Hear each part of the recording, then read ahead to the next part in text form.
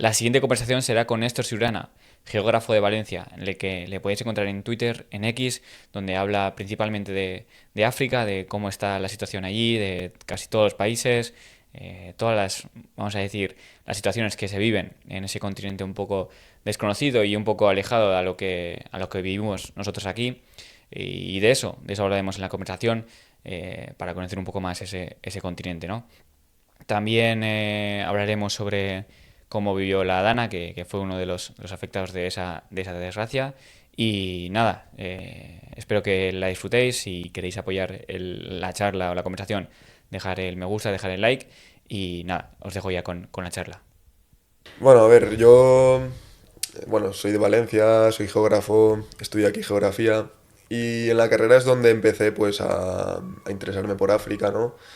Un profesor muy bueno que tuve, que se llamaba Joan Carles Membrado, me impartió geografía de África y yo ya pues sí que sabía el potencial de África, todo lo que podía otorgar y demás, pero gracias a esa asignatura empecé más a investigar, a profundizar sobre el continente.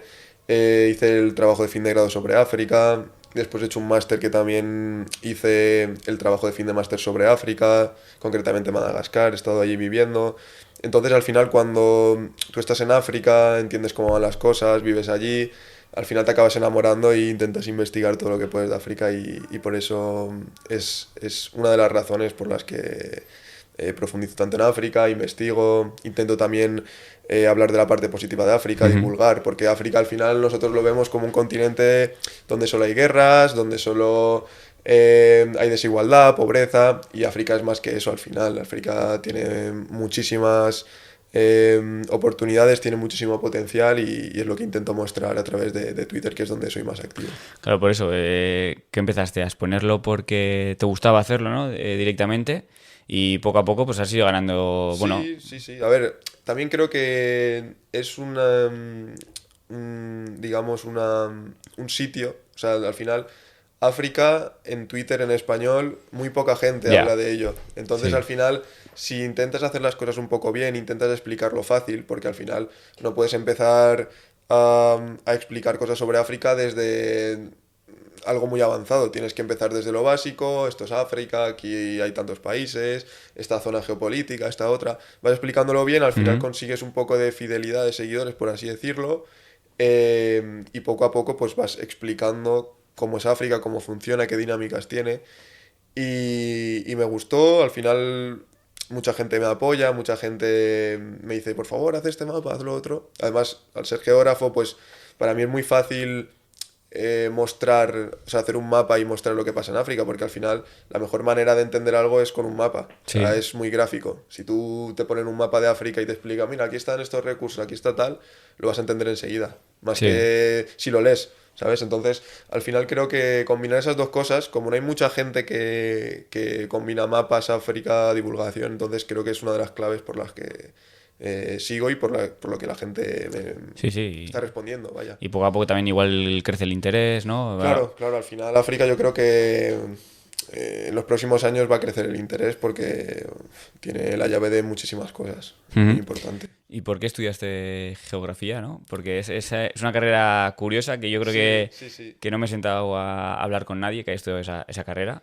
Y sobre todo en el 2025 también. Sí, sí, sí, es curioso. Al final, geografía, la gente dice que tiene poca salida y demás, ¿no? O sea, al final, si tú estudias geografía, Hmm. solo te queda ser profesor, porque no te queda otra cosa que hacer. Pero bueno, geografía, bueno, yo desde que soy pequeño me encantan los países, siempre era muy curioso de este país, ¿por qué tal? Entonces, al final dije, voy a estudiar geografía, pero lo voy a orientar también al tema de geopolítica y demás, porque al final la geografía es muy multidisciplinar. O Ujú. sea, la gente que entramos a la carrera, mucha gente quiere estudiar la geografía física o ser forestal o cosas más relacionadas con la geografía natural, física y demás.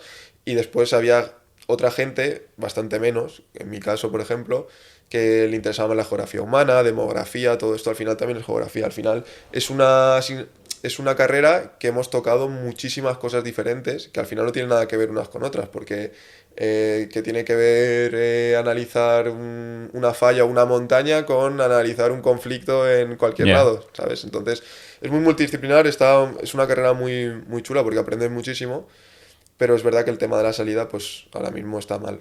También creo que en España a la geografía se le maltrata en el sentido de que en otros países anglosajones, nórdicos y tal, la carrera de geografía es vista como una carrera, vamos, a nivel Sí. de medicina. O sea, por ejemplo, Theresa May, que era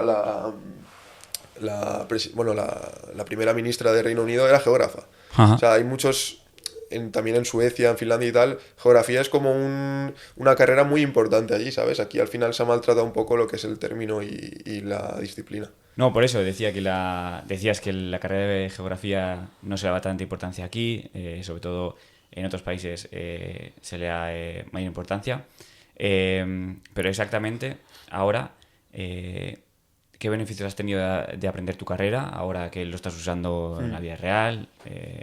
No sé qué te ha aportado la carrera y sobre todo igual el profesor ese que comentabas, ¿no? De África. Sí, a ver, yo creo que la geografía está avanzando a un nivel de que muchas empresas ahora mismo están buscando a gente experta en SIG, que son sistemas de información geográfica, es decir, Ujú. hacer un mapa en muy poco tiempo para cierta empresa, para tal.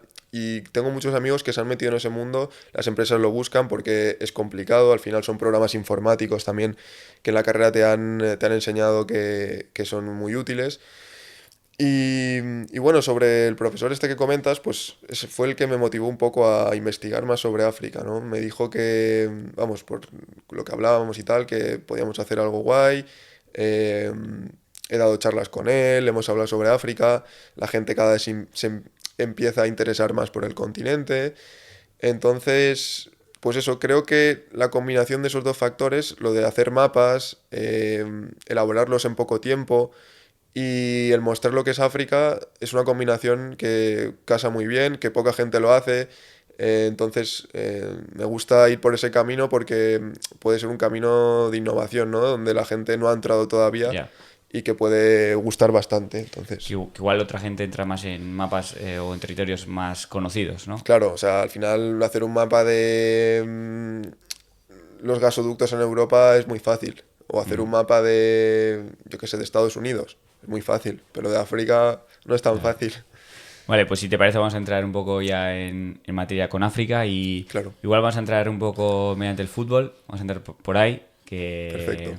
también te gusta mucho el fútbol. Mm. Entonces, nada, recientemente, bueno, la semana pasada se ha anunciado que Visit Ruanda, ¿no?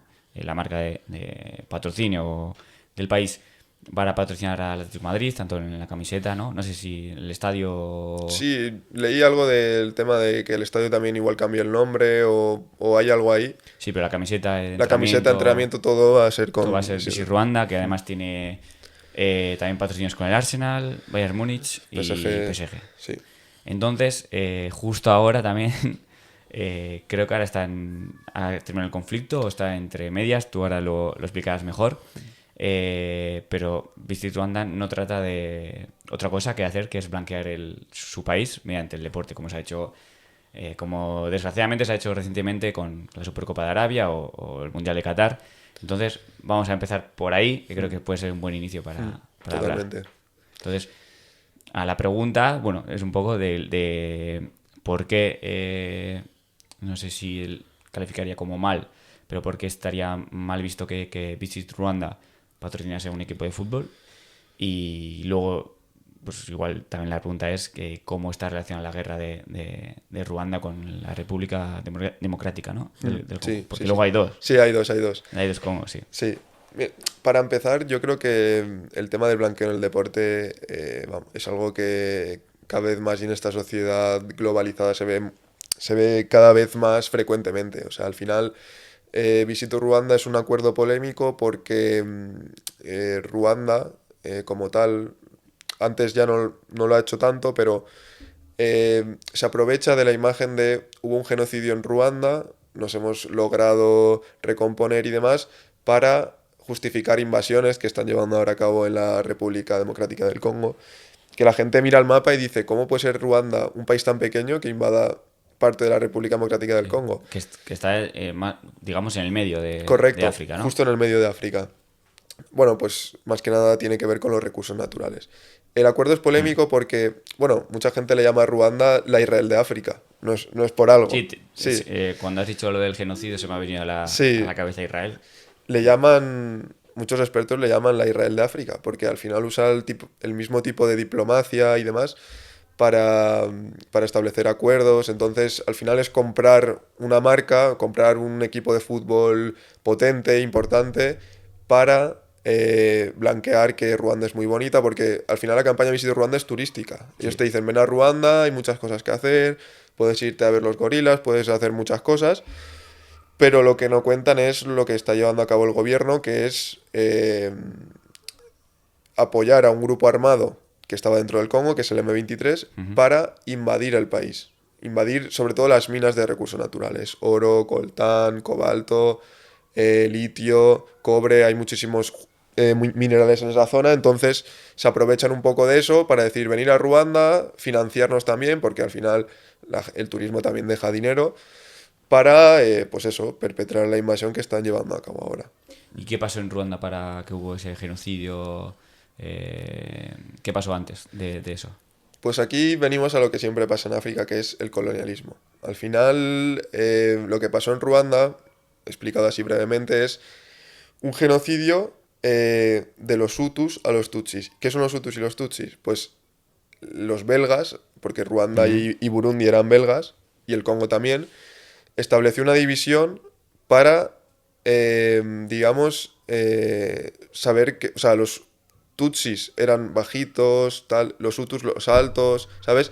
Estableció como una división para decir estos son Tutsis y estos Hutus. ¿Qué pasa? Que cuando se independizan, los Tutsis odian a los Hutus, nadie sabe por qué, unos son campesinos, otros son tales, acusan de la tierra, les acusan, y al final se asesinó al presidente de Ruanda porque querían poner al de la otra etnia. Y ahí empezó el genocidio. Y el genocidio es tan brutal porque en 3 meses murieron alrededor de 1 millón de personas. Es increíble, o sea, y un país tan pequeño como Ruanda. ¿Y eso en qué época estamos hablando? En el 94, hace nada, Ya. hace 30 años. También es conocido porque hubo una inacción internacional terrible. O sea, en Europa parecía que no pasaba nada.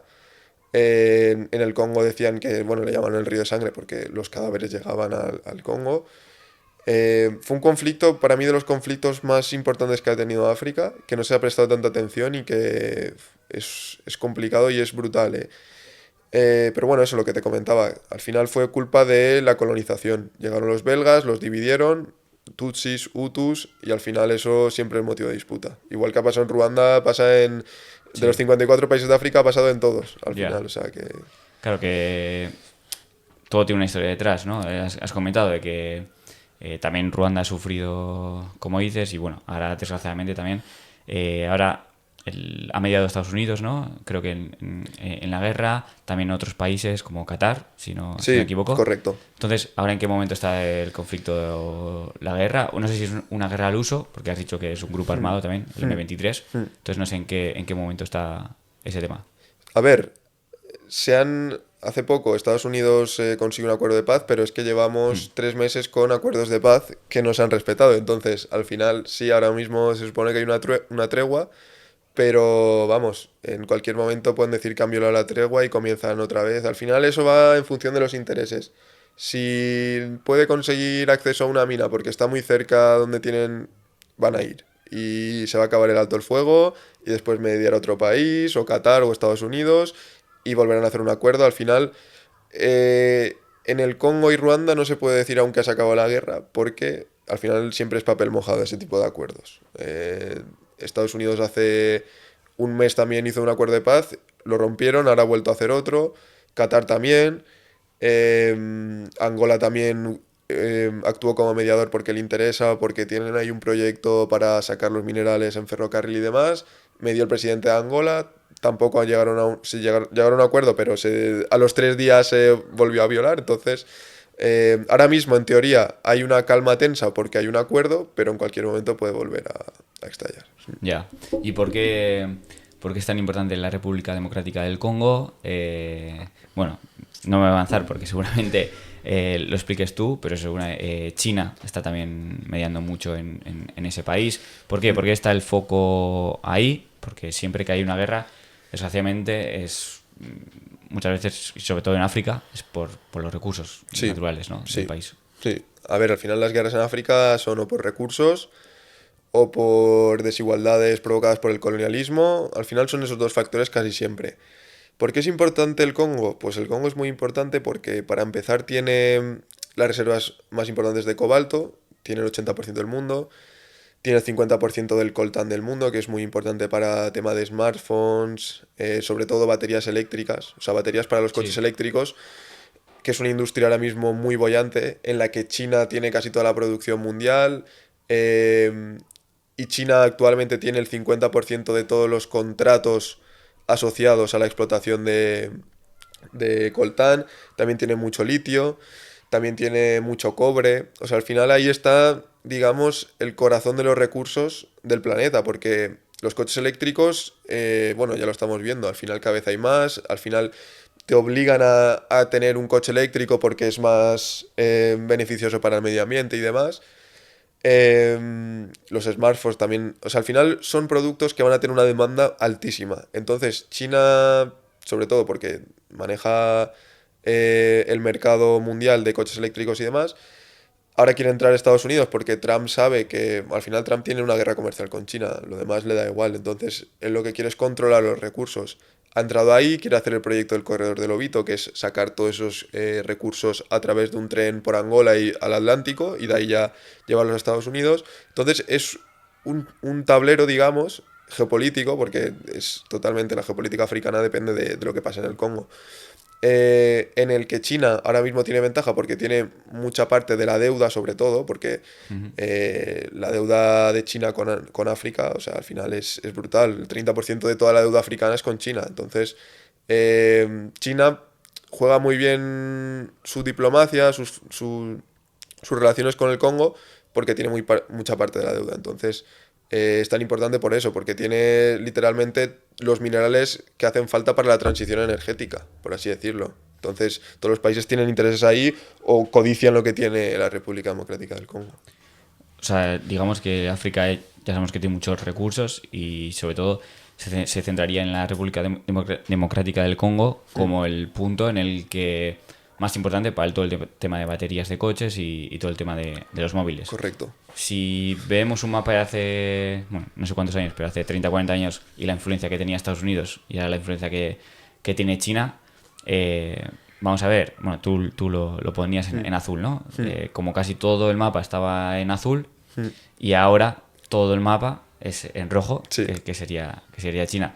Claro, esto no ha sido un trabajo de hace 5 años, sino China ya veía todo el potencial que tenía África, todo lo importante que iba a ser, y lo que está haciendo es como mejorar el país a cambio de explotar los recursos.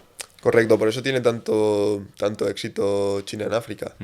Porque al final, bueno, la mayoría de países africanos, sobre todo la población, está harta de que llegue el típico país occidental, país europeo, Estados Unidos y tal, y que su ayuda al desarrollo para esos países sea en efectivo. Yo llego, pago para que tengas mejoras, tal, pero ¿qué pasa? Que en África, sobre todo antes, habían muchos líderes autoritarios. Al final el dinero no se repartía como se tenía que repartir. Si tú pagas en efectivo, gran parte se lo queda el gobierno, digamos, su núcleo duro, por así decirlo, y no se repartía en la población como tal. China ha sabido convencer a lo que es la población africana. ¿Por qué? Porque China llega y te dice, yo no te voy a pagar en efectivo, yo te voy a pagar con infraestructura. Yo te voy a hacer una carretera, te voy a hacer un estadio de fútbol, te voy a hacer una presa. Y eso al final, aparte de que al país le viene bien porque necesita desarrollarse, necesita una presa hidroeléctrica para generar electricidad, lo que sea, eh, la gente, la población africana dice, pues mira, China nos ha hecho esta carretera para ir al trabajo, o China nos ha hecho este estadio de fútbol. Al final el fútbol en África es muy fácil de convencer a la gente si le haces un estadio de 50.000 personas. Sí, la gente lo ve, todo lo que Claro, está haciendo. Con exacto, el dinero lo no lo ve, lo veía. disfruta, lo puede utilizar, entonces gana mucha aceptación China. O sea, China al final, preguntas en cualquier país del centro de África para abajo y está mucho mejor aceptada que Estados Unidos. porque les hacen cosas a ellos, no dejan dinero y se van, ¿sabes? Entonces es una de las claves de China, porque China ahora mismo tiene la deuda, porque China es el mayor socio comercial, al final es una explicación de todo. O sea, que digamos también que la parte que China hace es mejorar la vida de la gente, ¿no? Sí, bueno, En al África, final, sí. dentro de lo que cabe, que esa era mi pregunta también ahora, que no sé hasta qué punto, porque siempre se habla de países externos y parece como que la población de ahí no mejora y parece que todavía tenemos la imagen de que viven en tribus, pero no sé si va mejorando el proceso de alfabetización, modernización, ¿no? De acceso a recursos algo más cotidianos de los que tenemos hoy en día. No sé si gracias a esas ayudas o esa infraestructura que está haciendo China se está mejorando o se está llevando a cabo mucho más que antes. Sí, al final China sí que está ayudando al tema de la infraestructura y demás, pero hay que recordar que China no destaca por su transparencia. Al final, China no pregunta por el cumplimiento de los derechos humanos. Me refiero, China va a llegar a cualquier país y China no va a mejorar la explotación infantil en las minas, por ejemplo. De hecho, igual hasta la acrecenta. Pero sí que es verdad que ese tipo de políticas sí que ayudan a desarrollar el país. Sí que es verdad que depende mucho de la deuda de China, porque le deben casi todo el dinero a China. Pero sí que hay países que gracias a esas ayudas han dado como el primer paso hacia mejorar, por ejemplo, Kenia, Tanzania, también por el turismo, son países que están mejorando mucho. La alfabetización sí que está subiendo bastante en África, sobre todo si cogemos a África como tal, la imagen de África, lo que es el norte y el sur, los dos extremos, son los más desarrollados. Lo que es África Central es lo que le cuesta muchísimo. También por temas geográficos, porque al final, si tú tienes acceso a la costa, los países del norte tienen muchísimos recursos petroleros, los países del sur tienen mucha minería. Entonces, ahí esos países están mejorando mucho, pero los países que aún les queda muchísimo para desarrollarse, para alfabetizarse, para mejorar en infraestructura, son los países del centro de África. El Congo, Nigeria, todos estos países, aún le queda mucho. Pero hay ejemplos de países que son una pasada, por ejemplo Botswana. Botswana ha sido capaz de, bueno, tuvo ayuda de Estados Unidos, de China, pero gracias a esa ayuda, también son muy poca población, pero gracias a esa ayuda eh, ha conseguido que todos los diamantes que tiene, que es su recurso principal, se queden en Botswana. Es decir, antes llegaban los belgas, los exportaban a Bélgica y hacían todo el proceso tal de manufacturación y demás. Ahora todo se queda en Botswana, todo lo hace Botswana y ha reinvertido todo este beneficio en educación, en salud. Y Botswana ahora mismo es uno de los países, vamos, Botswana tiene mejores índices que España en temas de corrupción, en temas de transparencia, sostenibilidad. Botswana es una locura. O sea, es un país democrático, ¿no? Sí, sí, sí, totalmente. Porque, bueno, ¿cómo está el tema de las dictaduras o en todo el país? Porque, bueno, ese proceso será lento, Sí, costoso. sí, sí, sí. Entonces, Botswana, digamos que es el rara avis o poco a poco se está dando la democratización de otros países. A ver, es lo que te digo, al final van de sur y norte hacia el centro. Es una cosa que analizo bastante.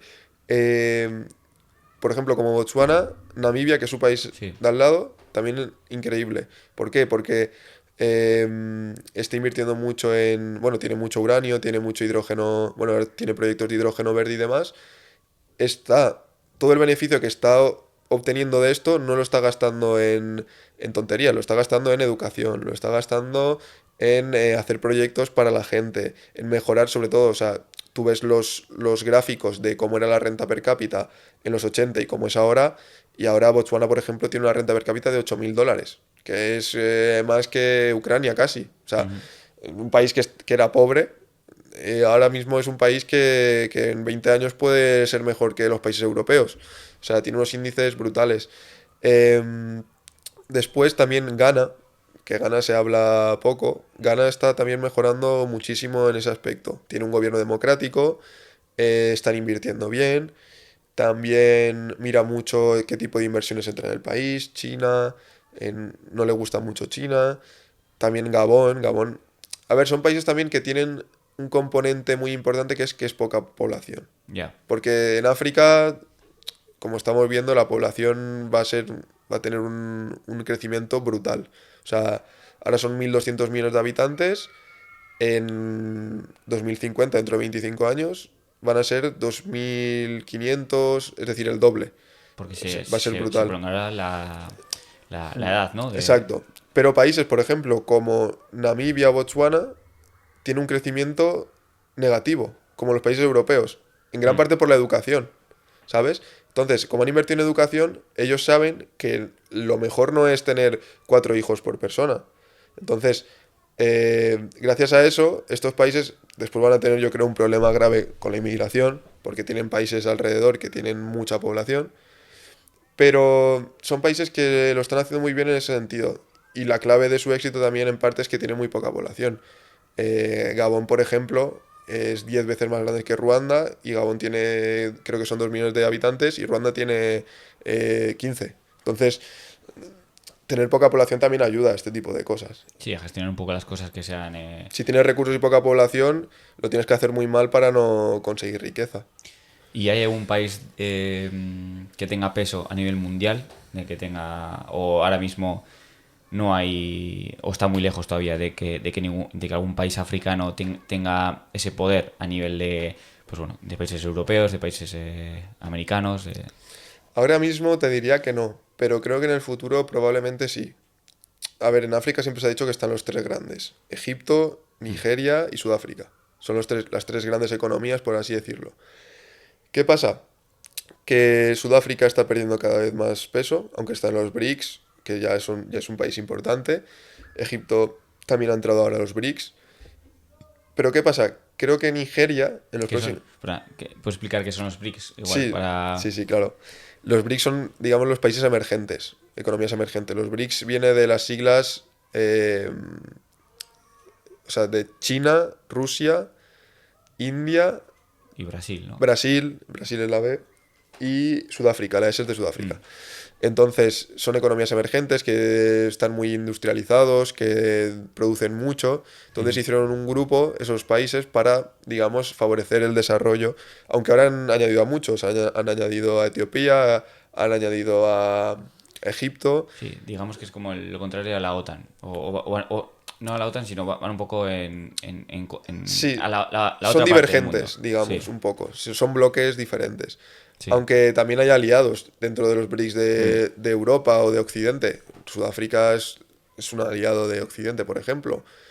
Eh, Se ha movido muy bien los BRICS porque han incluido a muchos países, Emiratos Árabes, que tiene producción petrolera muy grande. Etiopía, la gente no lo entiende, dice, ¿por qué los BRICS han añadido a Etiopía? Muy fácil, porque Addis Abeba, que es la capital de Etiopía, tiene la sede de la Unión Africana. Es decir, ahí se reúnen los 54 países. Es como si metieran a Bélgica, que es donde está el Parlamento Europeo. Es un movimiento que para mí me parece brutal, pero no se ha dado mucha importancia. Perdón, que estabas diciendo de Egipto, Nigeria Sí, y Sudáfrica. esos tres países que son, digamos, los grandes de África, eh, no tienen mucho peso. Obviamente, no se puede comparar con Estados Unidos, China, Rusia, Europa, no se puede comparar. Pero creo que en los próximos años, sobre todo Nigeria, puede ser un país muy importante, porque tiene 230 millones de habitantes. Se espera que en 25 años tenga 400 millones de habitantes. Será el tercer país más poblado o el cuarto. Tiene reservas petroleras para aburrir. Va a ser muy importante a nivel de energía y demás. Y creo que Nigeria se puede meter entre los países que corten el bacalao dentro de unos años. A nivel de reservas de petróleo, que comentabas, ¿cómo, cómo son de diferentes entre, por ejemplo, de Emiratos Árabes? ¿Cuánta cantidad tiene más o menos de Nigeria en cuanto a recursos, ese recurso? Pues Nigeria es uno de los países que más petróleo tiene de la OPEP, que es la organización de los países exportadores de petróleo, donde está Arabia Saudí, donde está Emiratos Árabes, donde... Pero en África, sobre todo Angola, Nigeria, tienen unas reservas de petróleo muy importantes. De hecho, la Unión Europea recibe bastante porcentaje del petróleo que consume de Nigeria. También, ¿qué pasa? Que el petróleo y el gas está en una etapa de diversificar cómo se produce, cómo se consume, etcétera. Sí, y en Egipto también, por ejemplo, está el canal de Suez, que a nivel internacional, pues Es muy importante. es muy importante. Que, bueno, ya vimos lo que pasó con el canal de Suez cuando se atascó ese barco.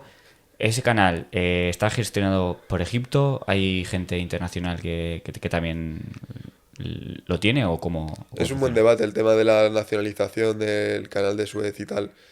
Eh, Al final, al depender tanto del comercio internacional del canal de Suez, obviamente hay actores extranjeros que están metidos ahí. Sí que es verdad que en teoría los impuestos y demás se quedan en Egipto, porque en teoría lo gestionan ellos, pero hay muchos países metidos. Estados Unidos, países europeos, Reino Unido también está muy metido ahí, China, Japón. Al final es la ruta, todo lo que viene de China, cuando compramos en AliExpress o en Temu o donde sea, viene por ahí, tiene que pasar por ahí. Todo pasa por ahí. Si no, tendría que ir por abajo, ¿no? Tenía que ir por Sudáfrica y tardarías el doble. Ujú. Bueno, ahora también con el tema del deshielo y tal, se está mirando la ruta ártica, Sí. pero bueno, yo creo que aún quedan años para eso. Ujú. Entonces el canal de Suez es muy importante por eso. Y ahora que estamos hablando de Egipto, es, digamos, como un país histórico, ¿no? Sí, claro. Más que tiene más nombre del que igual progresión puede tener en el propio país. ¿Qué es lo que pasa a Egipto? Que de hecho quiere construir una capital nueva, Sí, sí, sí. muy parecida, comentabas, a Dune, ¿no? Sí, sí, Es sí. muy icónica. ¿Qué proyección le ves a Egipto? Qué problemas tiene? Porque también está muy... Bueno, la gente que igual ha ido... Yo no estaba en Egipto, ¿no? Pero la gente que igual ha ido está muy masificada la capital, es un caos. Sí, sí. Al final hay mucho turismo por el tema de las pirámides, pero no veo, por lo menos desde fuera, que haya un desarrollo como el de otros países. Yo he tenido la oportunidad de ir a Egipto y la masificación que hay en Egipto es para estudiarla. O sea, al Ujú. final también Egipto, creo que la gente lo tiene muy idealizado, las pirámides tal, que son una pasada, pero Egipto al final no deja de ser una dictadura militar, por así decirlo. Tú vas a Egipto, vas a las pirámides, vas a... Yo, por ejemplo, estuve con una persona de ahí de la embajada del Cairo y tal, me enseñó el Cairo, lo que es dentro del Cairo, que es una locura. O sea, son 25 millones de habitantes, es un caos, no sabes por dónde vas, es una locura. En cada esquina hay un policía o hay un militar. O sea, está todo militarizado. Egipto, el problema que tiene es que depende del Nilo.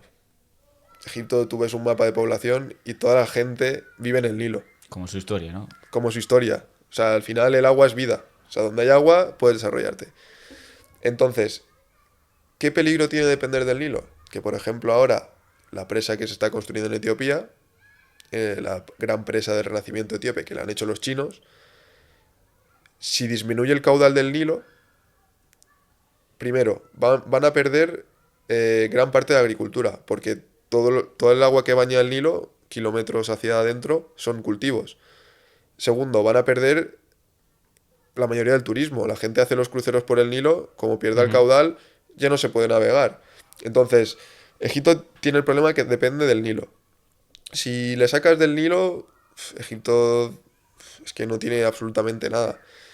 Después, también está invirtiendo mucho el dinero que recibe por el turismo, que es brutal, es el país creo que más visitado de África, en proyectos como la nueva capital, eh, tiene proyectos también muy interesantes de vivienda y tal a las afueras, también tiene mucho turismo en la parte del Mar Rojo, pero la inversión que está llevando a cabo Egipto, si no la llevan bien, puede colapsar. Porque son 120 millones de habitantes, con una proyección un poquito a la alza. Entonces, al final la nueva capital se está haciendo porque en el Cairo ya no cabe más gente. O sea, hay carreteras por encima de carreteras, con viviendas al lado de las carreteras, es una barbaridad el Cairo. Entonces, ¿qué me vengo a referir con esto? Que si no se lleva bien a cabo lo de la nueva capital, de hecho, yo estuve es que se hizo Nuevo Cairo, o sea, está el Cairo, Nuevo Mm. Cairo, y ahora está haciendo la nueva capital. El Nuevo Cairo es una ciudad que intentó hacer el actual presidente, que es como un cuadrado, si tú lo coges, vas a verlo al Maps, es como un cuadrado. Lo hizo vallado para que si hay algún tipo de revuelta y tal, que entren los tanques perfectos y tener a la gente controlada. O sea, lo hizo aposta ya mirando que no hubiese un golpe de estado, una revolución y tal.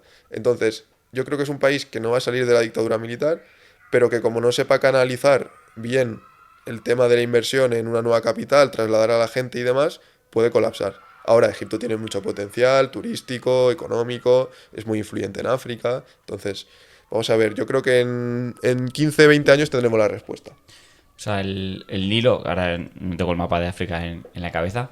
¿Qué países toca, no? Porque has comentado, bueno, serán muchos, entiendo, pero el gran problema es ese, que el de Etiopía, ¿no? Que con la presa que están haciendo sí que pueden jugar con ese caudal. Entonces, ¿qué relación tiene Etiopía con Egipto? Si es buena, es mala Ahora mismo no es muy buena. no. No. Históricamente sí que es verdad que, por ejemplo, históricamente Egipto se sabe por la historia que ha sido muy grande. Ujú. Etiopía también. Etiopía era el reino de Aksum, que era, digamos, el nexo entre África y Asia en el siglo V tal. Entonces también tiene mucha importancia estratégica en ese aspecto. ¿Qué pasa? Que Etiopía no tiene salida al mar. Etiopía, si tuviese salida al mar, sería una potencia mundial, igual que lo podría ser Sudáfrica o demás.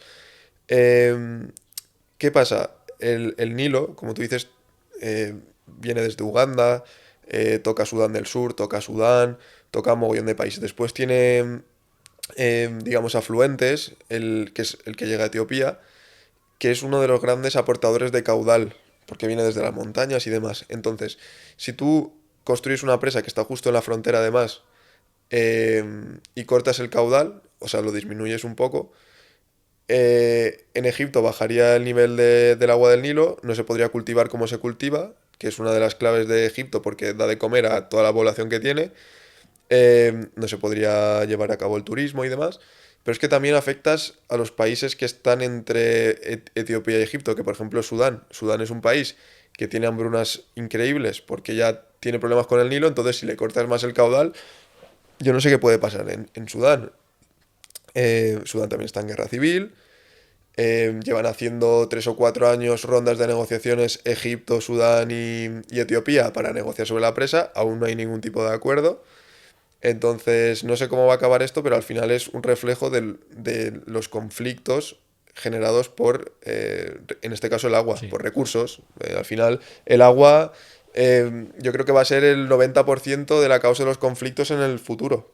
O sea, donde hay agua, hay vida. Si no hay agua, tienes un problema. Ya solo en África, sino a nivel mundial, ¿te refieres? Claro, China y Pakistán ahora que están en guerra, tiene en gran parte culpa el agua. O sea, por ejemplo, la gente no tiene en cuenta cosas como, por ejemplo, en China, la gente dice, ¿por qué China quiere mantener el Tíbet bajo su soberanía si el Tíbet no tiene absolutamente nada? Son montañas y tal. El Tíbet tiene el nacimiento de los ríos más importantes para la civilización del Indostán. Tiene el Ganges, el Brahmaputra, tiene todos estos que dan literalmente de comer a toda la India, a todo Bangladesh, a todo Pakistán. Entonces, no renuncia a eso porque ella puede contener, o sea, al final está dando de comer ella a esos países, porque los ríos que dan vida a India, Bangladesh y tal, empiezan en China, en el actual Ujú. Tíbet. Entonces, el agua va a ser el arma geopolítica más importante en el futuro, pero vamos, eso tenlo seguro. Vale, pues vamos a hacer aquí un paréntesis, porque ya que has hablado sobre India y Pakistán, que también tenía ahí para preguntarte, qué es lo que está pasando y por qué es tan importante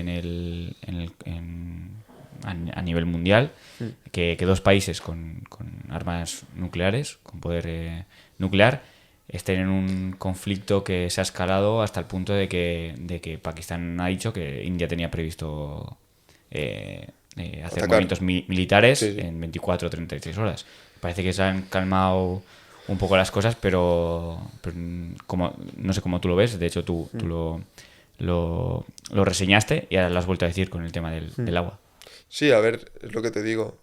aparte del agua hay muchos más intereses. Yo creo que al final estamos en un momento de la historia donde las guerras no son guerras como las conocemos al uso.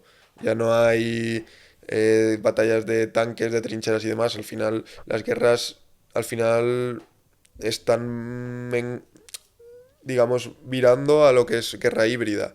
Es decir, ciberataques, te corto la presa que tenía agua para que no tengas agua en ciertos tal, en ciertos pueblos de Pakistán, pero cuando quiero te la tiro, entonces genera problemas de abastecimiento y demás.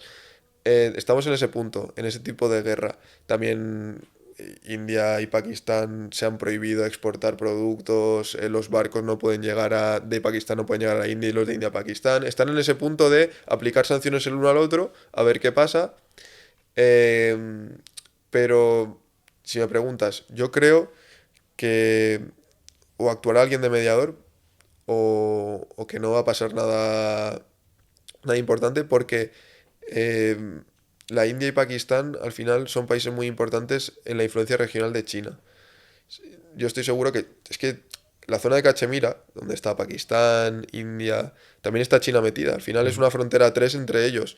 Entonces, hay que ver también cómo responde China, porque China no se suele meter en guerras, suele ser neutral, pero cuando le toquen en su territorio, no sé cómo va a responder, porque eso aún no lo hemos visto. Hemos visto que en Taiwán sí que está respondiendo con maniobras militares alrededor y demás, pero va a ser interesante qué pasa ahí, porque nosotros desde aquí, desde Europa, vemos Pakistán y la India y decimos, está muy lejos, la India son 1.000 y pico millones de habitantes, Pakistán Ya. otros tantos, y no nos interesa mucho, pero yo creo que es muy importante y va a ser muy interesante cómo transcurre la cosa este mes, estos 2 meses, veremos.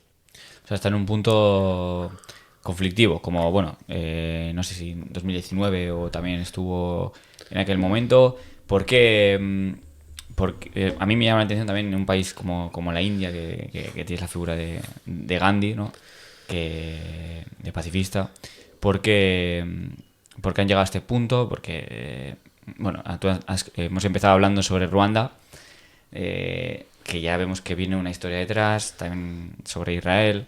Entonces, ¿por qué ahora mismo está tan agresiva India? ¿Por qué han escalado tanto los conflictos en Pakistán? O sea, ¿qué historia tiene detrás esos dos países?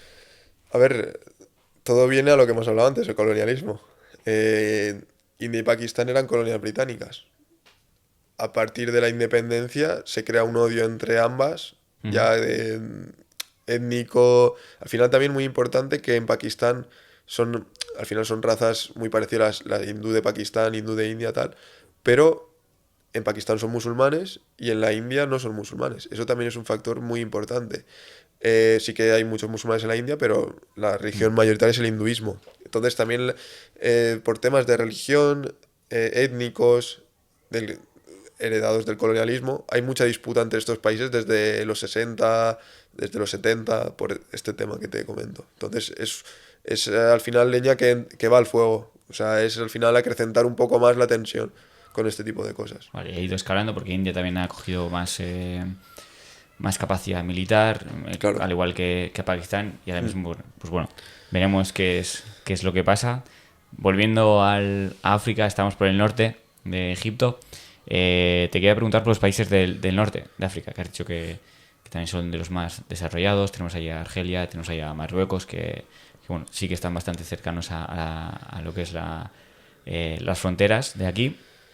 Entonces, y bueno, y ya hemos visto que en el tema del apagón, todo lo que depende es de los países alrededor, Sí. tanto de Francia como de Marruecos. ¿Qué nos puedes contar sobre Argelia primero y después sobre, bueno, Argelia, Túnez también?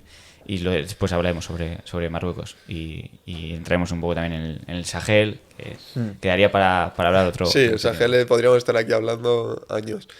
A ver, es lo que te comentaba antes. El extremo norte de África, Marruecos, Argelia, Túnez, Egipto, Libia, son los países más alfabetizados del continente. 99%, 90%, son muy alfabetizados. Entonces hay una educación ya hecha. eh, También en parte por lo que te comentaba de los recursos. ellos tienen la suerte de tener los recursos gas, petróleo, los han explotado durante años, han desarrollado mucho la infraestructura. También, por ejemplo, Marruecos, Egipto son países muy turísticos, que tienen mucho dinero gracias al turismo. Entonces, ¿qué pasa aquí?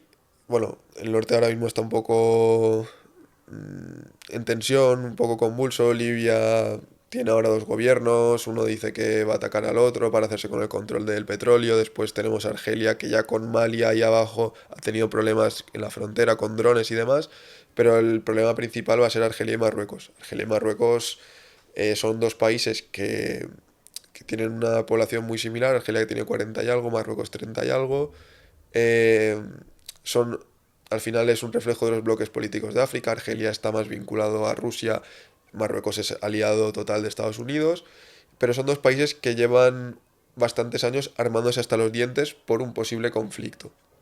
¿Por qué viene el conflicto entre Marruecos y Argelia? Que puede ser un conflicto regional bastante grande si se da. Entre ellos, ¿no? Sí, sí, sí, entre Argelia y Marruecos. Pues hay muchos factores, pero el principal es el Sáhara Occidental. Marruecos ahora mismo tiene el Sáhara ocupado, pero Argelia aboga por la independencia del Sáhara Occidental bajo el Frente Polisario y demás. ¿Qué es lo realmente preocupante de aquí? Que pueda estallar una guerra regional. Primero porque está muy cerca de España. España se tendría que posicionar como el resto de Europa. Pero sería una guerra bastante complicada porque tanto Argelia como Marruecos, bueno, se odian en todas las facetas.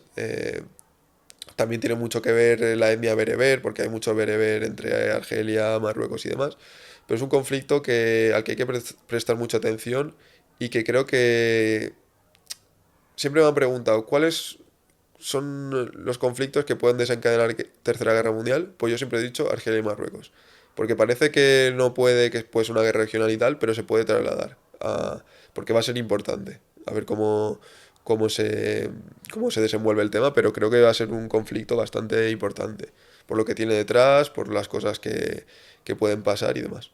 Históricamente, no sé si las dos han sido colonia de otros Francesa, imperios. francesa. De las dos, francesa, ¿no? Sé que Argelia sí que era francesa, Marruecos Fue un tenía- protectorado francés. Ajá, También tuvo España, también parte sí. y demás, pero sí fue francesa. Mm. ¿Qué influencia tiene ahora mismo Francia, que igual ya es nula o casi nula? Eh, ¿Y cómo han explotado sus recursos? ¿Cómo han llegado a independizarse, digamos? Y esa alfabetización que decías, ¿viene del imperialismo francés o ya se ha quedado ahí o han tenido que iniciar un nuevo camino ellos? Gran parte de que estén alfabetizados, aparte del colonialismo y tal francés, que tiene que ver, es que están muy cercanos a Europa. A Europa siempre le ha interesado que estos países tengan educación, tengan eh, ciertos servicios que en el resto de África no hay. Eh, Francia ahora mismo en estos países tiene muy poco que ver, o muy poca influencia, porque, bueno, han dejado como herencia el francés. Tú vas a cualquier lado de Marruecos o de Argelia y saben hablar francés. Pero al final Argelia y Marruecos siempre han renegado mucho del pasado francés, colonial y demás. Ahora mismo Marruecos pues tiene muchísimo apoyo de Estados Unidos. Son aliados eh, y ahora con Trump aún más porque el tema del Sáhara, que Estados Unidos reconoce que el Sáhara Occidental es parte de Marruecos y demás. Eh, y después tenemos Argelia, que ha tenido siempre muchos vínculos con Rusia, cuando era la URSS también. Eh, tienen siempre, Marruecos siempre ha tenido el deseo que tenía Argelia, que es tener yacimientos de petróleo y de gas, que Marruecos no los tiene muy poco. ¿Qué pasa? Que Marruecos eh, tiene una cosa, bueno, realmente lo tiene el Sáhara, porque Marruecos extrae recursos del Sáhara Occidental, que son los fosfatos. Los fosfatos parecen que no son importantes, pero el fosfato, si no es el que más, para mí es de los más importantes recursos que hay en el mundo. ¿Por qué? Con los fosfatos se hacen fertilizantes, ¿vale? Y no hay un invento más que más haya eh, traído la vida o que más haya aumentado la natalidad que los fertilizantes. En el momento que se pudieron hacer fertilizantes para la comida, para, para utilizarlos, la curva de población subió, una barbaridad. O sea, sin fertilizantes no puedes cultivar muchos alimentos. Entonces, los fosfatos ya son, pero van a ser mucho más importantes.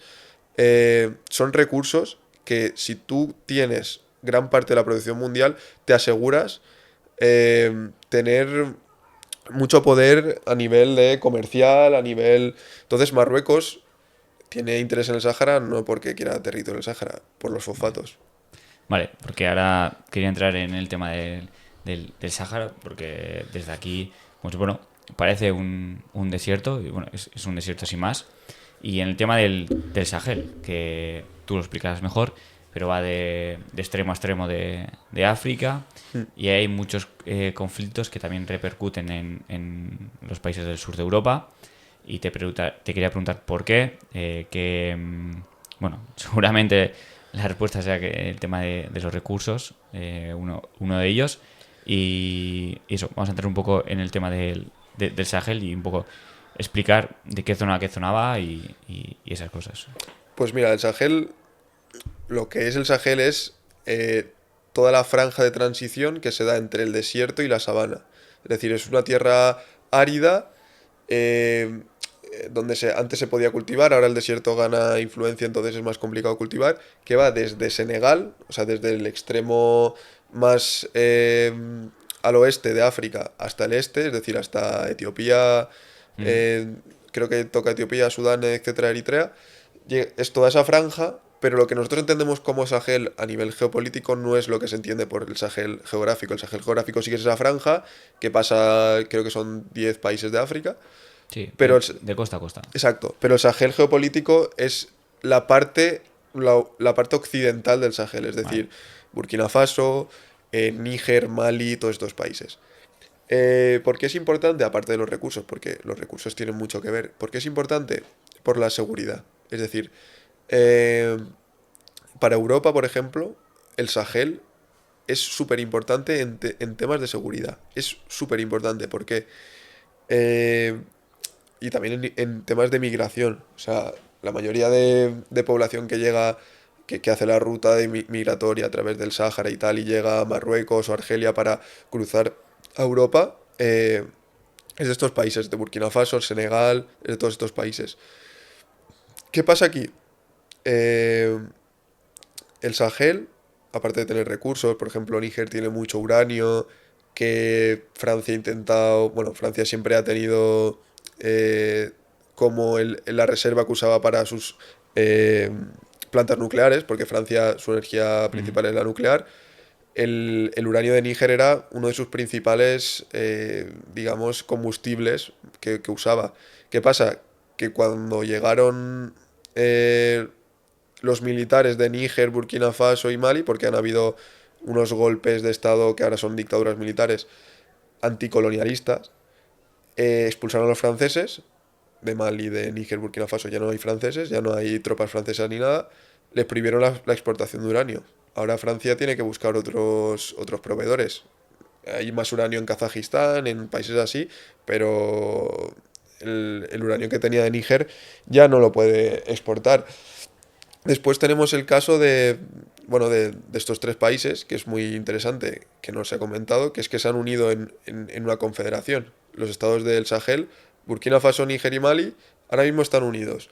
Tienen un ejército conjunto, al final son tres países independientes, pero tienen un ejército conjunto, tienen proyectos de hacer un ferrocarril conjunto, proyectos de moneda conjunta, etcétera. ¿Qué régimen tienen esos países? Los O- tres son dictaduras militares. Es lo que decimos la oleada que hubo de golpes de Estado Vale, anticolonialistas, vale. como para derrocar la influencia extranjera, que se vayan los franceses, que venga Rusia, porque ¿qué pasa? Que Rusia en África lo que hace es lo que hace China, pero con seguridad. Es decir, lleva a los mercenarios de Wagner o los que sea, que ahora ya son Africa Corps, Ujú. los lleva, adiestran a los ejércitos. ¿Por qué? Porque el principal problema de estos tres países es el yihadismo. ¿Vale? En estos tres países, el 50% de las muertes de yihadismo del mundo se dan aquí. Y eso no se habla. O sea, cuando hablamos de yihadismo pensamos, no, Afganistán, no, Irán, no. El yihadismo, la filial de Estado Islámico en África, es lo más potente que hay en el mundo. Vale. Y esos tres países quieren, primero, tener seguridad, Correcto. que es lo que Rusia les da, que es un poco lo que hace China con las infraestructuras que hemos visto antes, Correcto. lo hace Rusia. Ese proceso, el de colonialismo, ¿no? Golpe de Estado, régimen militar, es un proceso habitual, entiendo, en África. Y luego, es que me estoy acordando, ¿no? El ejemplo de Botswana, que decías que ahora es un régimen democrático.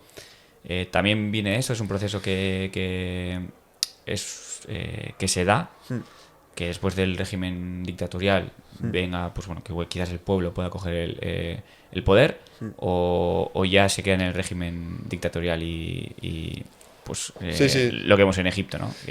sí. Lo que has comentado de Egipto y todo bueno, la dictadura militar que se da ahí. Al final depende mucho de los factores también de cada país. Botswana, por ejemplo, no ha tenido dictaduras como tal. Botswana heredó del colonialismo británico unas instituciones ya fuertes. Ya lo primero que hubo fue una democracia, entonces a partir de ahí sí que han podido... vamos, llevan 60 años con democracia, no han tenido dictaduras como tal al uso.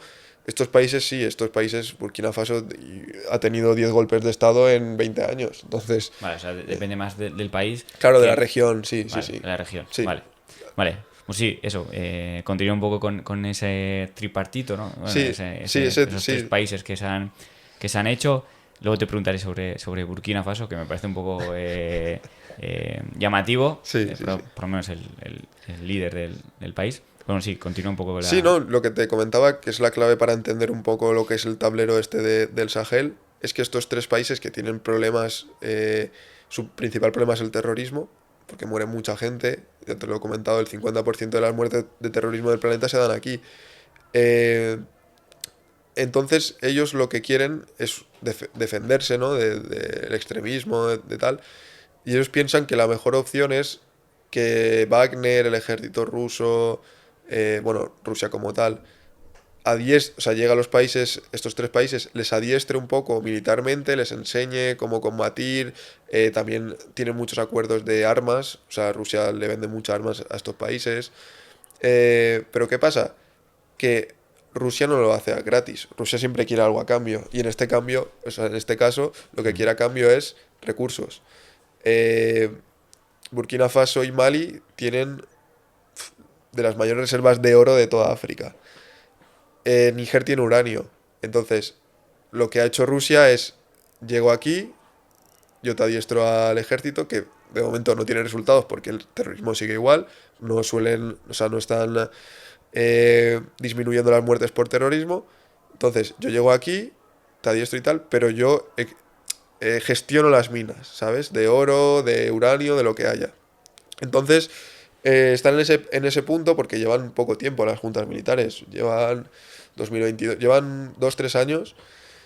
Entonces están en ese punto de que la gente está muy a tope de anticolonialismo, fuera los franceses, estamos aquí luchando contra el terrorismo porque nos ayuda Rusia y tal, pero de momento no hay resultados, entonces hay que ver cómo sigue la cosa allí. También muy importante el tema de que en África el 60% de la población es menor de 25 años, son muy fáciles de convencer. Tú llegas allí, les haces una manifestación con la bandera francesa tachada y con la bandera de Rusia y van todos a muerte a defender eso porque es muy fácil convencer a este tipo de población. Son muy jóvenes todos, entonces... Te quería preguntar sobre los flujos, que ahora que estamos comentando el tema del Sahel. Ya hemos visto, bueno, cómo se forman los tripartitos, toda la inseguridad de esa zona y por qué Rusia entra ahí o necesitan de un agente externo. Pero ¿cómo están esos flujos migratorios? Que entiendo que mucha gente también viene del sur, y también mucha gente escapando de esa inseguridad. Sí, a ver, lo que comentaba antes era pues el tema de las rutas migratorias, ¿no? Al final los países como Mali, Burkina Faso, Níger y tal intentan venir por el Sáhara, es decir, rutas a través de Libia, Túnez, Argelia, Marruecos, son los que vienen a través los que intentan llegar al sur de Europa a través de barcos que zarpan de esos sitios. Y después tenemos la parte del Sahel más de Senegal, Gambia, toda la parte de abajo, porque hay muchos países, Guinea-Bissau, Sierra Leona, todos estos países, Ujú. también intentan llegar a Senegal y en Senegal es donde buscan llegar a Canarias o a través de barcos o como sea. Y ahora sí que quiero entrar en el tema de Burkina Faso, que cómo es el líder que hay ahí.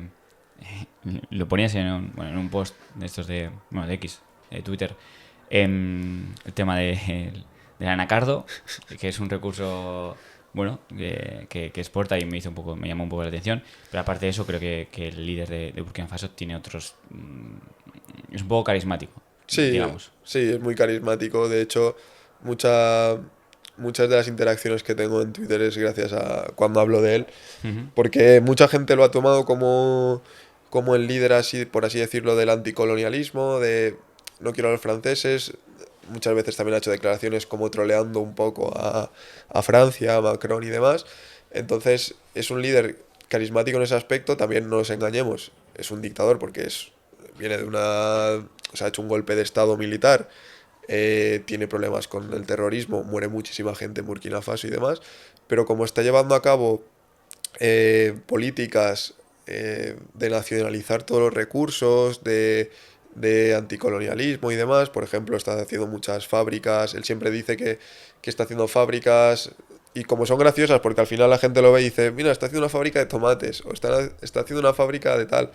Tiene mucha interacción porque él lo que intenta es nacionalizar recursos, hace fábricas, hace eh, plantas de coches eléctricos o cosas así, y él siempre dice que lo hace para dar trabajo a los burkineses. O sea, él, Que se quede todo en África, claro, ellos, en su país. es la clave del éxito del discurso suyo. O sea, yo quiero que todo se quede en África, nosotros tenemos oro, pues lo vamos a exportar Ujú. nosotros, solo para nosotros.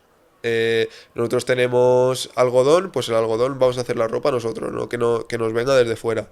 Eh, entonces, ese discurso ha calado mucho en lo que es la población más occidental, ¿no? Sobre todo también tiene mucho éxito en el público latinoamericano eh, y demás, porque ellos también tienen problemas históricamente con lo que es la injerencia extranjera, ¿no? Entonces la gente lo ensalza, por así decirlo, de madre mía, mira lo que está diciendo, de los recursos que son suyos y tal. Pero al final lo que te digo, es un dictador y hay que tener mucho cuidado a la hora de hacer alabanzas a este tipo de figuras. Porque, ¿Hasta qué punto es verdad lo que está haciendo, claro, ¿no?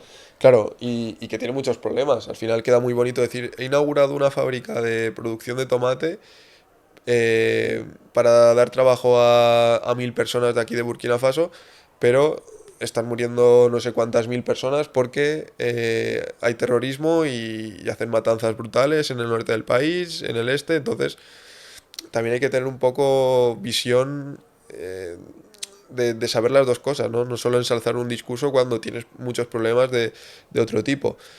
Eh, y también lo que quería comentar acerca de Traoré y demás es que es muy populista, en el sentido de él suelta el discurso y la gente va detrás de él, siempre en su cuenta de X siempre publica fotos con una multitud detrás, como si fuera... Y mucha gente que conozco de Burkina Faso, que tengo allí, que dice que mucha gente está aterrorizada por el régimen. Eh, Tiene mucho miedo porque hay mucha inseguridad en la calle. Entonces es complicado porque por una parte tiene un discurso que cala mucho y que a la gente le gusta, pero por otra tiene muchos problemas. Ujú. Antes del Estado Islámico, has dicho que, bueno, ahora mismo está su sede, ¿no? Sí, su Allí. filial en el Sahel, sí. Vale, ¿siempre ha estado ahí o ha sido en los últimos años en los que se ha movido y por eso ha crecido la inseguridad en esa zona? ¿O siempre ha sido una zona muy insegura, entiendo por los regímenes también? Sí, siempre ha sido una, sobre todo a principios de siglo, desde los 2000 ya era una zona muy complicada, ¿no? Cuando cuando estaba Francia metida, más metida en Mali y tal, sí que había cierta seguridad.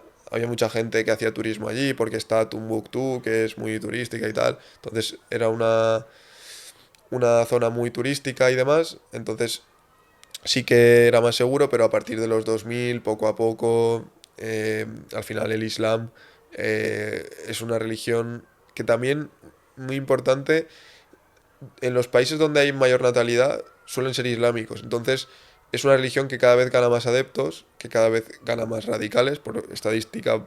básicamente. Entonces, llegó a esta zona. En esta zona, pues son países también donde es muy fácil controlar las cosas porque son países semidesérticos. Quien tiene comida tiene todo, recursos y demás. Y se hicieron como dos escisiones, el Estado Islámico del Sahel, que es el que está en esta zona, y después tenemos Boko Haram, que está en Nigeria, que también es un grupo terrorista brutal. Vale, y quería también hablar un poco sobre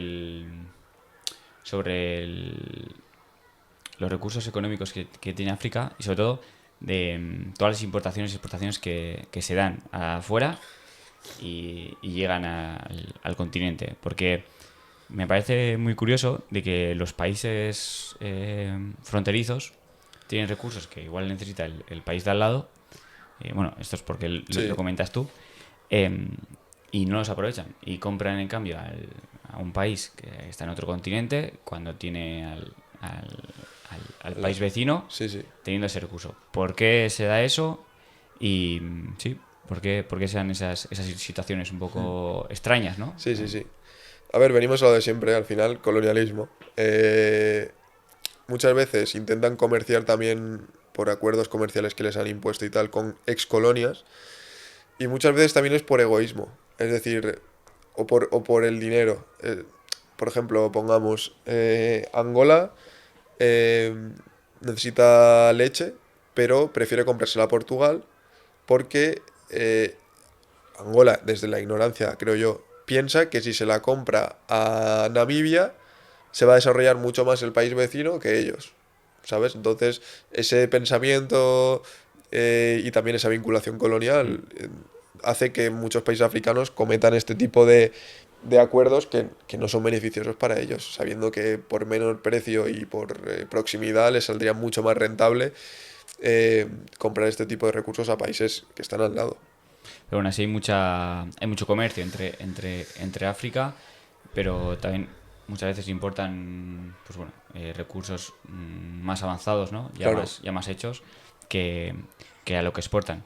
¿Cómo ves el futuro de África dentro de unos años? También el tema del cambio climático. Ya has comentado al final los recursos básicos, como era la agricultura, con el tema de Marruecos, de que tienes es el fosfato, ¿no? Fosfatos, sí. Y el tema del agua, o sea, son dos recursos que es comer y beber. Al final es lo más básico que tiene el ser humano. Entonces, ¿cómo es el futuro de algunos países de África, de los más que se pueden desarrollar? Y, y también el tema este. El comercial, ¿no? Sí. Sí. A ver, yo creo que el comercio en África, una de las claves de África para desarrollarse en el futuro será eh, si empiezan a comerciar entre ellos. Es decir, ellos dependen mucho del exterior. Es lo que comentabas tú ahora en la pregunta. África exporta mucha materia prima, exporta cereales, exporta madera, exporta todo sin manufacturar, todo sin estar procesado. Y importa bienes que están procesados, coches, medicinas, este tipo de cosas. Entonces ahí Ujú. tiene un problema grande, porque la materia prima sale de países africanos, pero lo que te llega son cosas que están ya elaboradas. Entonces, cuando África consiga la capacidad de elaborar y procesar esas materias primas, ella, es cuando África de verdad pegará el salto a lo que es el mundo, al primer mundo, ¿no? Por así decirlo. Eh, Creo que África en los siguientes años va a experimentar un cambio brutal, en el sentido de, bueno, ya solo con la población vamos a ver qué pasa, porque las ciudades africanas van a tener un problema grande de sobrepoblación, van a tener que invertir mucho en cómo hacer más sostenible el tema de las ciudades, porque para 2070 leía el otro día que Lagos, que es la ciudad más importante de Nigeria, y Kinshasa, la capital de la República Democrática del Congo, tendrán 57 millones cada una de habitantes. Y de las 10 ciudades más grandes del mundo, 8 estarán en África. Porque en Asia también la población va a la baja. En China cada vez tienen menos hijos y va hacia abajo. Eh, O sea, las ciudades africanas tendrán más población que Tokio o que cualquier ciudad superpoblada. De las 10 la mayoría estarán en África. Entonces, hay que ver qué pasa con África. Es decir, si consiguen canalizar y hacer sostenible la vida en el continente, no haya sobrepoblación, no haya una desigualdad extrema entre las ciudades y lo rural y demás, África puede desarrollarse vamos, podría hacer temblar al mundo porque el 40% de la población mundial estará en África dentro de nada, dentro de 50 años. Entonces, es muy importante eso. Después, ¿cómo se va a adaptar África al cambio climático? África, de todas las emisiones de CO2, hace el 4%. En cambio es la que recibe más los efectos, ¿sabes? Es decir, ella no emite gases, pero recibe todos los efectos del cambio climático. El Cuerno de África tiene unas hambrunas brutales, de normal, por el cambio climático. Eh, sí que es verdad que hay países que están, digamos, adaptándose. Por ejemplo, Kenia tiene el 90% de su energía renovable, porque Kenia tiene mucho potencial solar y demás. Después están haciendo también acuerdos. Hay que ver cómo se desencadena el acuerdo entre Etiopía, Sudán y Egipto por la gran presa del Nilo. Tienen acuerdos también para racionar el agua de los grandes lagos. Por ejemplo, el lago Chad tiene un acuerdo para que los países no usen demasiada agua, no hagan uso excesivo del agua.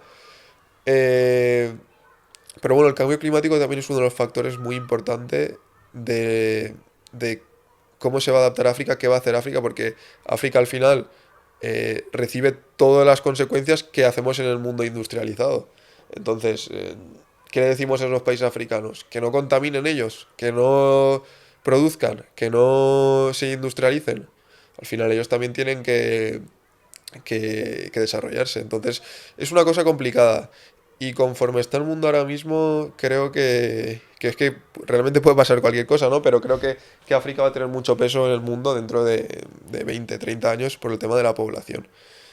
Puede ser que sea un caso como Asia hace unos cuantos años que, bueno, China... Pero claro, yo lo que veo ahí es que sí que China tenía... Bueno, había una historia detrás que... Sí, sí, sí. Como Japón también, bueno, que África igual, bueno, tío, muchos países africanos no tienen. Pero el tema del... Tú que has estado en África y has vivido, bueno, has dicho en Madagascar. Madagascar, sí. ¿Cómo es la vida ahí en África o lo que has vivido tú? Complicada. Claro, que no sé en qué entornos has estado, claro, porque muchas veces, pues sí, se hacen viajes turísticos, entonces, claro, No muestra la realidad. claro, entonces la realidad no sé cómo es. Me lo Ahora, puedo imaginar, pero... la realidad de África la verdad es que es complicada porque justamente Madagascar, que es considerado el país más pobre del mundo, o sea, es el país más pobre del mundo en términos estadísticos y todos los términos, la vida es muy complicada. Yo hice allí las prácticas del máster, estuve trabajando en una organización que tenía vínculos con la cooperación francesa y demás, yo hacía un poco de nexo. Y la verdad, lo que es el día a día, lo que es pasear por las calles, ver la pobreza, ver que no tienen medios de subsistencia, es complicado y cuando lo ves con tus ojos, cuando caminas por... He estado en Sudán, he estado en sitios bastante pobres, cuando lo ves, sí que piensas, igual aquí no llega nunca el desarrollo, porque lo ves tan crudo y tan complicado que dices, veo difícil que aquí en 20 años... eh, se hayan desarrollado o hayan conseguido cierta mejoría. Eh, pero es lo que te digo, al final ellos van a ser, digamos, los jueces de lo que pasa en el mundo. Porque yo creo que las potencias mundiales, Estados Unidos, Europa, tal, también tienen una deuda con África os tenemos que prestar atención que dentro de X años vais a ser más que nosotros y vais a tener que comer y vais a tener que hacer cosas que nosotros hacemos de normal y toda la demanda a África yo creo que no va a llegar, entonces hay que ver qué pasa ahí, es complicado. vamos, es lo que te digo, tú lo ves con tus propios ojos y dices, uff, igual aquí va a estar complicada la cosa, pero claro, tiene que haber un esfuerzo global, por así decirlo, pero de momento no lo hay. Yo, vamos, en asambleas como la ONU o este tipo de organizaciones, creo que falta mucha voz a países africanos. O sea, Nigeria, Etiopía, estos países van a ser eh, hiperpoblados, van a tener 200 millones de habitantes, Nigeria tendrá 400. Entonces, hace falta más. O sea, ¿cómo puede ser que Suiza, que tiene. No sé cuántos habitantes tiene Suiza, pero muy pocos, tenga el doble de representación que Nigeria, cuando tiene 80 veces menos población? Es complicado. Entonces, creo que las potencias tienen una deuda con África en ese sentido, ¿no? Tienen que hacerle más partícipe de la toma de decisiones, por así decirlo. ¿Y cómo ves a la gente ahí? Tú has vivido ahí. ¿Cómo ves a la gente como en el día a día? Si es consciente de lo que pasa afuera, de lo que no, si bueno, lleva al cabo su jornada pues contenta, triste o no sé cómo la ves. Pues paradójicamente ellos son mucho más felices que nosotros, mucho más. Ellos al final viven al día. Yo donde vivía era una zona costera, entonces la gente vivía de la pesca Mm. y la gente vive al día. La gente sale a pescar, si tiene pescados para cenar esa noche, está feliz, se ponen a bailar y a cantar y a divertirse. Si no, pues lo pasan un poco más mal porque igual esa noche comen mucho menos. Pero ellos viven al día y son muchísimo más felices que nosotros. Ellos tienen muchísimas menos preocupaciones. Ellos no son conscientes de lo que pasa fuera de su país. La mayoría, obviamente, pues quien ha conseguido estudiar o que es de una familia adinerada allí, pues sí que lo sabe. Pero es que mucha gente allí es que no tiene ni pasaporte ni identificación como tal. O sea, vive allí en lo que es su poblado, va a pescar todos los días, es feliz. eh, Cuando tiene para comer está más feliz todavía, cuando no tiene pues está triste, pero vamos, ya te digo yo que no son ni medio conscientes de lo que hay fuera, de cómo vive la gente. Claro, hay un móvil, un smartphone. Puf, eh, bueno, justo donde sí, has estado tú, pues difícil. Igual siguen en Argelia, ¿no? En países. hay Mm, países y sí, países. Al sí, final yo sí. te hablo de mi experiencia en Sí, sí, por Madagascar eso. como país más pobre y Sí, por demás. eso que estamos en Madagascar o Sí, Sudán, claro. que vamos, tener un móvil, aunque sea un Alcatel de Sí, estos no, no, yo sacaba el móvil para fijos. hacer una foto y tenía 20 personas detrás a ver cómo era el móvil. Claro, Flipaban, flipaban. claro. Entonces, te quería hacer la última pregunta un poco, bueno, las últimas dos. Bueno, primero ya que estoy en Valencia aquí, grabando contigo, y tú has sido uno de los afectados de la DANA o tu familia, Sí. ¿cómo lo viviste? También para nivel personal, para mí. Y también cómo está el tema ahora, porque cuando has llegado me has dicho que todavía estáis ahí pendientes de hacer alguna reforma, Sí, sí, de sí. todavía solucionar un tema que, bueno, ya habrá pasado unos meses, igual ya medio año, no sé. Sí, sí, 6 meses ya nada, sí. Por eso, entonces, ¿cómo está ahora mismo? A ver, yo lo viví, tuve la suerte que estaba en casa con mi hermano y con mi madre, menos mal.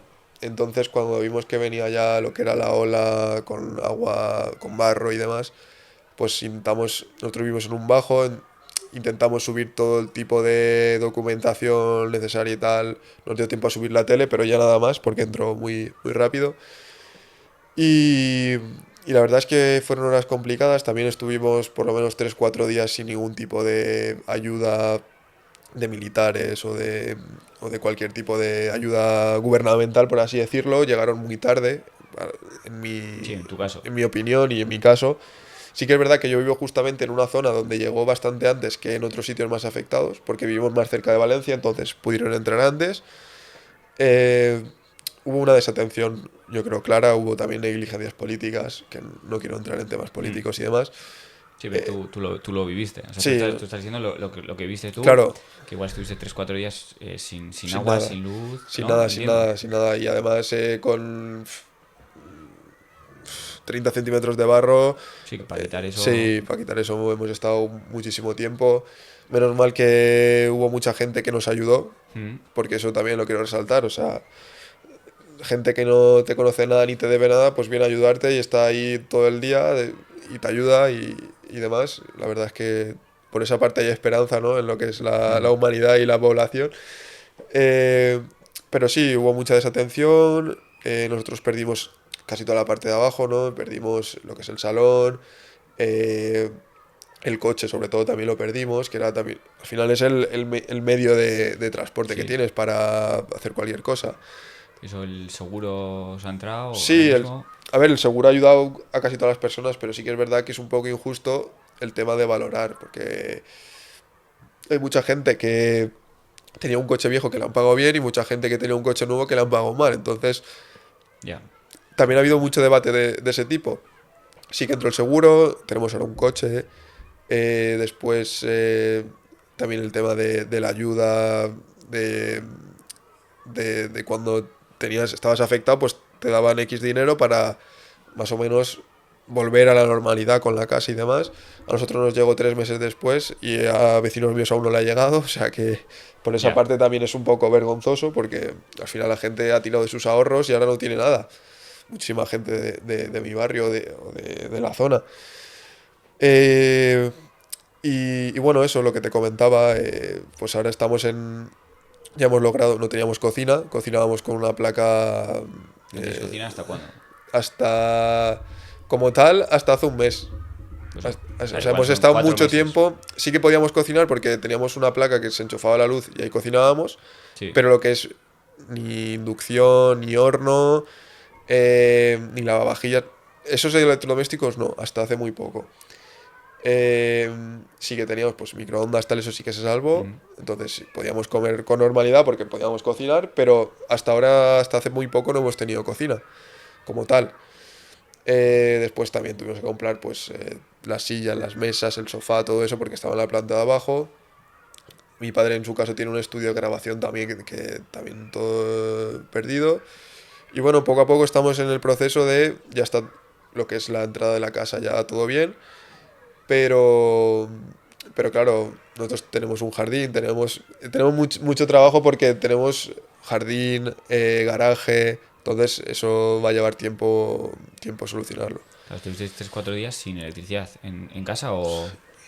A ver, nosotros fuimos de los pocos que cuando entró el agua lo primero que pensó es quitar la luz, por si había algún Ya, tipo de pues salta. cortocircuito y demás, porque al final vivimos en la huerta, o sea, vamos, sabes más cosas que, por ejemplo, los que vivían en un tercero o en un cuarto, les iba a afectar la parte de abajo, pero a su casa no iba a Sí, llegar, sí, sí. entonces al final es diferente. Entonces nosotros pensamos que era la mejor opción, lo quitamos de la luz, después tuvimos 3 4 días sin luz, el agua también fatal, hasta que no llegó el agua, no se pudo limpiar bien y con efectividad, porque el agua, si tú tienes una máquina Karcher o una manguera, el barro se quita mucho más rápido que fregando con una escoba o lo que sea.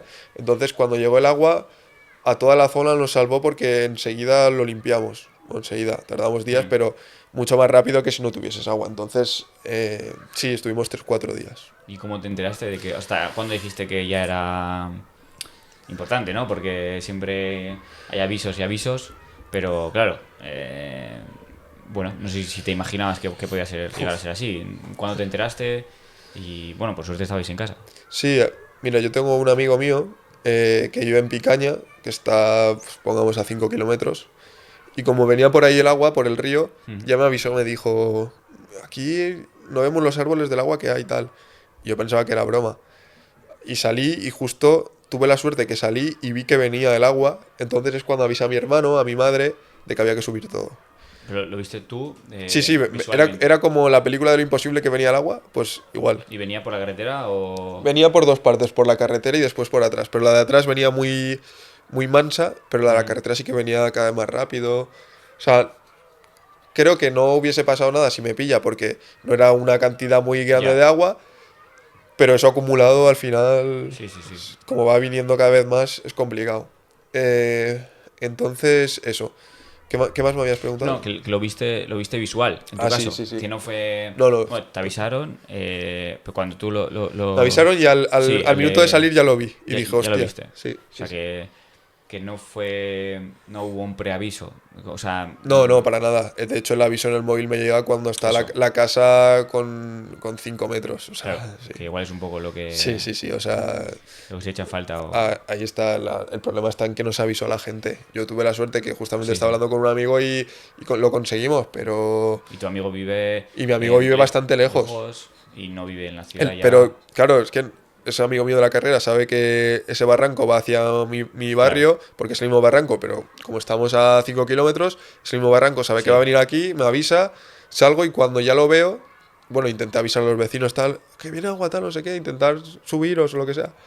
Y después ya subimos lo nuestro y eso, o sea, al final te da Sí. tiempo a poco. Después yo no era consciente, pero yo, bueno, el 112 se colapsó, Ya. no iba. Yo puse un tweet, puse, estamos atrapados tal porque viene agua, no sé qué tal.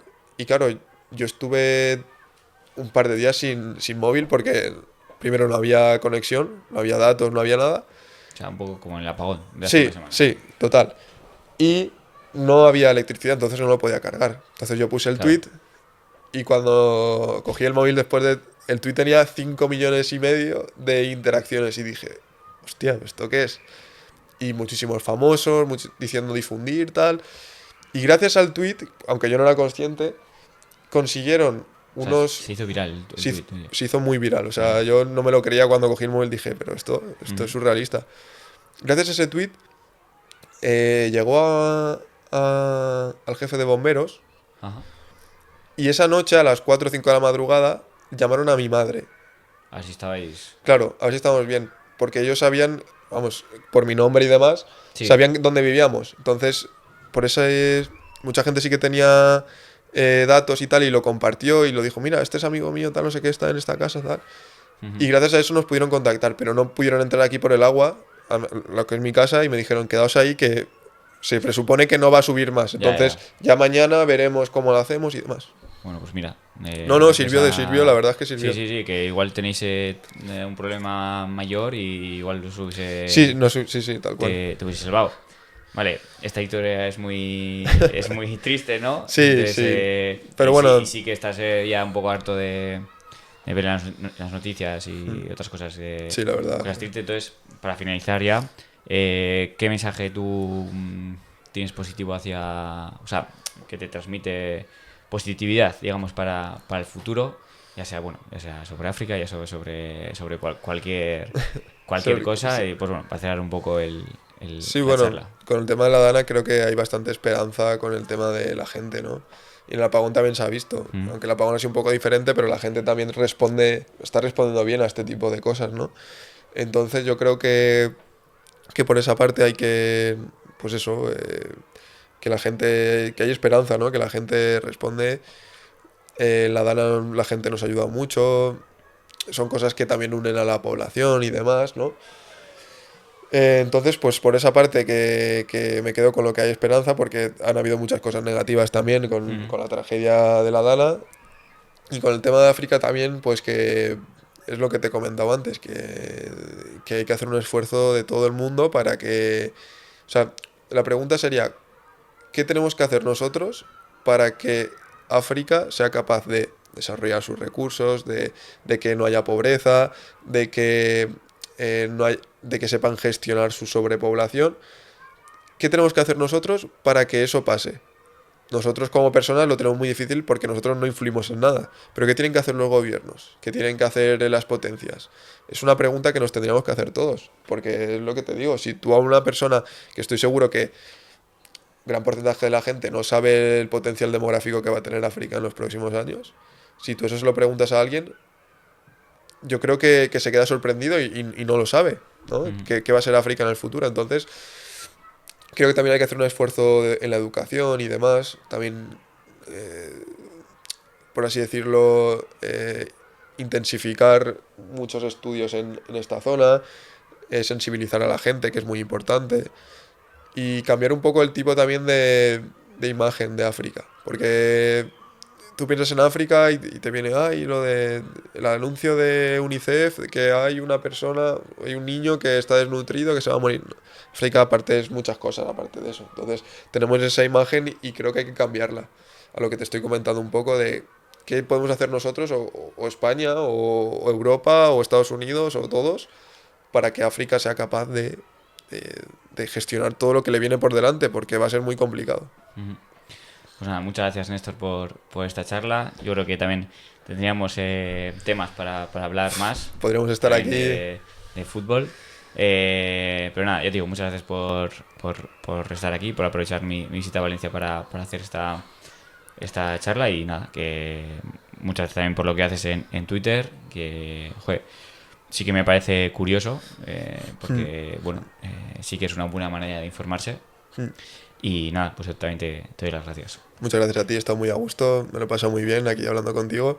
Y nada, espero que vaya todo muy bien, vamos, que te vaya todo genial. Está muy a Vale. gusto, gracias.